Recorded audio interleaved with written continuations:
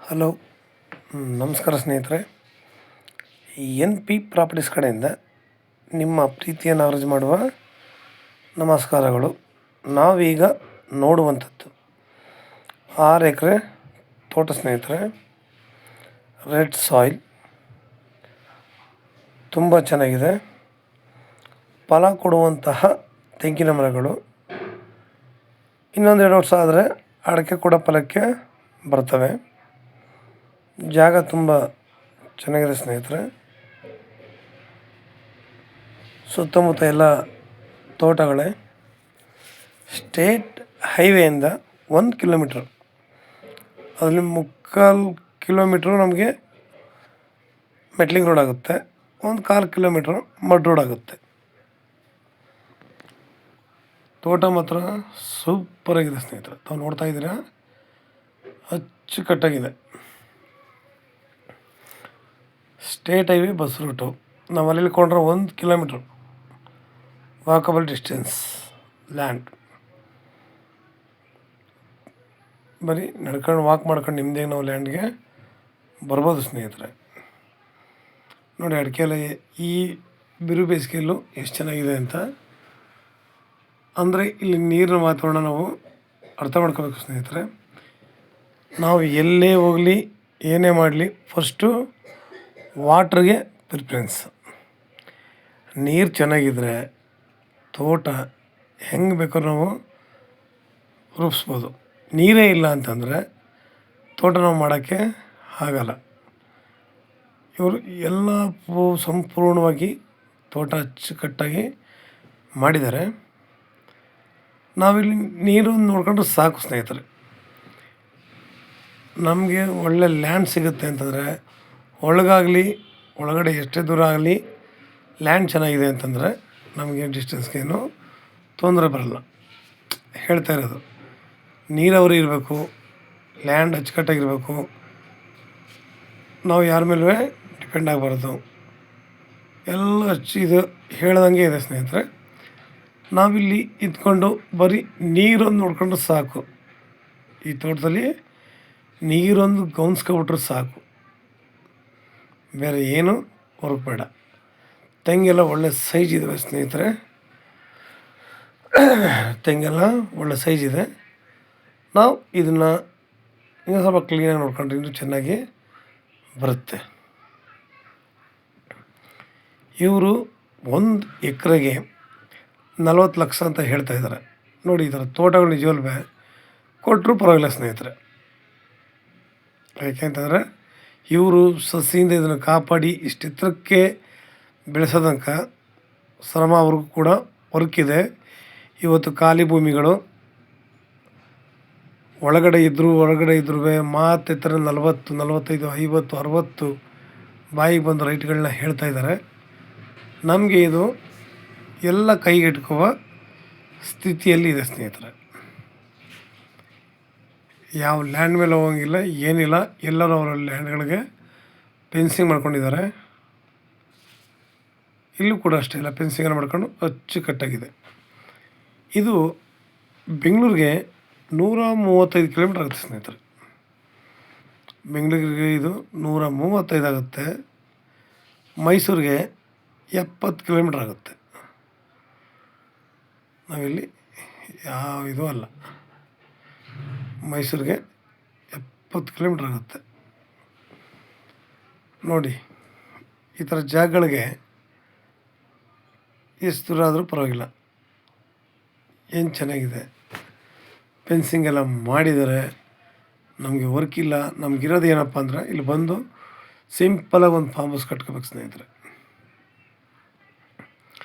ಸಿಂಪಲಾಗಿ ಒಂದು farm house ಕಟ್ಕೊಂಡು ಆರಾಮಾಗಿ ನಾವಿಲ್ಲಿ ಇರ್ಬೋದು. ನಮಗೆ ಬೇಕು ಅಂತಂದರೆ ಈ ತೆಂಗು ಮಧ್ಯ ಏನು ಗ್ಯಾಪ್ ಇದೆ ಅವುಗಳಿಗೆ ಒಂದಷ್ಟು ಹಣ್ಣಿನ ಗಿಡಗಳು ಹಾಕ್ಕೊಂಡ್ರೆ ತುಂಬ ಚೆನ್ನಾಗಿರುತ್ತೆ. ಏಕೆಂದರೆ ನಾವು ಉಪಯೋಗಿಸುವಂತಹ ಹಣ್ಣುಗಳು ಕೂಡ ಇತ್ತೀಚೆಗೆ ಕೆಮಿಕಲ್ಸ್ ಜಾಸ್ತಿ.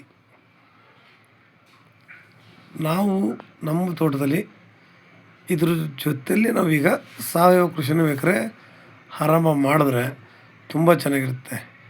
ಇದರಲ್ಲಿ ಏನಿಲ್ಲ, ಒಂದು 4 ಹಸ 4 ಕುರಿ ಇಟ್ಕೊಂಡ್ರೆ ಸಾಕು ಸ್ನೇಹಿತರೆ.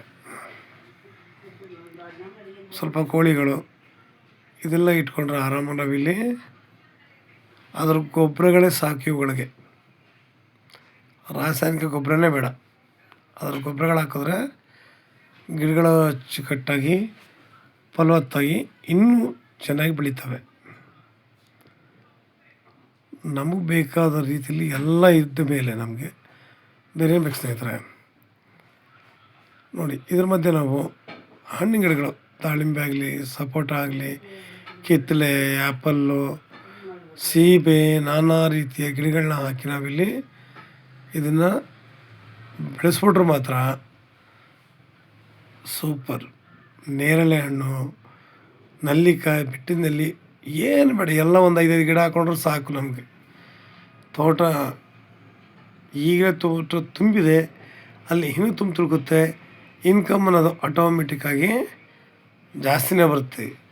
1 ಎಕ್ರೆಲಿ ಏನು ಎಕ್ಸ್ಪೆಕ್ಟ್ ಮಾಡ್ತೀವೋ ಅದಕ್ಕಿಂತ ಹೆಚ್ಚಿನ ಆದಾಯ ನಾವಿಲ್ಲಿ ಗಳಿಸ್ಬೋದು ಸ್ನೇಹಿತರೆ. ಆಮೇಲೆ ನಾವು ಕೂಡ ನ್ಯಾಚುರಲಾಗಿ ಫುಡ್ಗಳನ್ನ ನಾವು ತಿನ್ನೋಕ್ಕೂ ಅನುಕೂಲ ಆಗುತ್ತೆ. ನ್ಯಾಚುರಲಾಗಿ ಹಣ್ಣುಗಳೆಲ್ಲ ನಮಗೆ ಇವತ್ತು ನೋಡಿ, ಒಂದು ಬಾಳೆಹಣ್ಣು ತಗೊಂಡ್ರು ಕೆಮಿಕಲ್ಸ್ ಹಾಕ್ತಾರೆ, ಔಷಧಿಗಳೆಲ್ಲ ಹೊಡೆದು ಕೊಡ್ತಾರೆ. ಬೇಗ ಡೆವಲಪ್ಮೆಂಟ್ ಆಗಬೇಕು, ಹಣ ಸಂಪಾದನೆ ಮಾಡಬೇಕು ಅನ್ನೋ ಉದ್ದೇಶಕ್ಕೆ.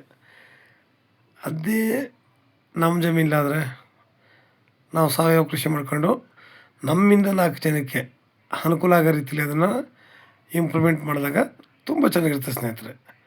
ಹೇಳ್ತೀವಲ್ಲ, ಒಬ್ಬರಿಂದ ಒಬ್ಬರು, ಒಬ್ರಿಗಾಗಿ ಒಬ್ಬರು ನಾವೇನೇ ಮಾಡಿದ್ರು ನಾವು ಮಾಡೋದು ನಮ್ಮ ಮುಂದಿನ ಫ್ಯೂಚರ್, ನಮ್ಮ ಮಕ್ಕಳ ಭವಿಷ್ಯಕ್ಕಾಗಿ ಹೊರತು ಬೇರೆ ಅಲ್ಲ ಸ್ನೇಹಿತರೆ. ನಮ್ಮ ಮುಂದಿನ ಪೀಳಿಗೆಗೆ ಒಳ್ಳೆಯ ಆರೋಗ್ಯ, ಒಳ್ಳೆಯ ಬುದ್ಧಿವಂತಿಕೆ, ಬೋನ್ಸ್ಗಳು ಸ್ಟ್ರಾಂಗಾಗಿರುವಾಗೆ ಒಳ್ಳೆ ರೀತಿಲಿ ವ್ಯವಸಾಯ ಮಾಡಿದ್ರೆ ಸಾಲಿಡಾಗಿರುತ್ತೆ. ಮಕ್ಕಳೆಲ್ಲ ಇವತ್ತು ತಿಂಡಿಗಳು ಕೂಡ ಅಷ್ಟೇ, ಆಲ್ಮೋಸ್ಟ್ ಎಲ್ಲ ಕೆಮಿಕಲ್ಸೇ, ಅದರಲ್ಲೇನು ಬೇರೆ ಇಲ್ಲ. ಮ್ಯಾಗಿ ತಗೊಳ್ಳಿ, ಚಾಕ್ಲೇಟ್ಗಳು ತಗೊಳ್ಳಿ, ಯಾವುದಾದ್ರೂ ಅಷ್ಟೇ.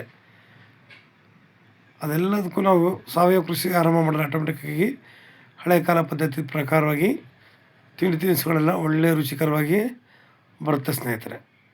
ನಿಮಗಿನ್ನೂ ಹೆಚ್ಚಿನ ಮಾಹಿತಿಗಾಗಿ 6360446978 ಈ ನಂಬರ್ಗೆ ಕಾಲ್ ಮಾಡಿ ಸ್ನೇಹಿತರೆ.